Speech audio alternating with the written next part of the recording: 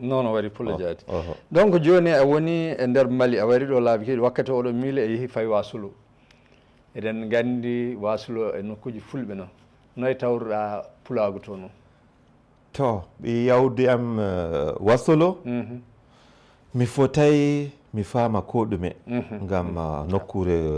nokku goto mi jooɗi eyi a ɓooyay amma mi andi histoire Wasolo avant que mi yaha Wasolo ngam Oumou Sangare haali ha nder gimɗi mako o haali ha nder interview ji mako Wasolo ɗo hawti ethnie ji tati Mallinka Bambara Fulɓe mais ɗemgal fulfulde ngal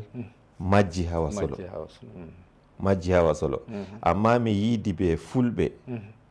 gonɓe nder lesdi Wasolo haaloɓe fulfulde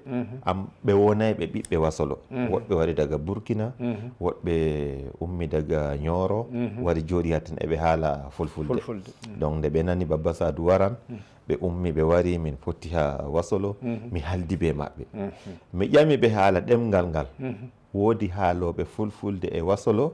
e wiyam kay ɓe yi'ay ɓi Wasolo ni haalowo fulfulde kam ɓe yi'ay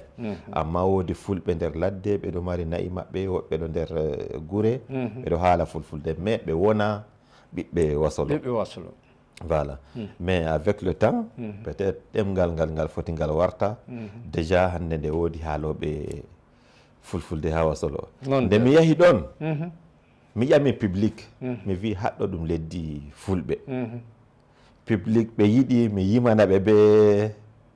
ɓe ɗemgal fulfulde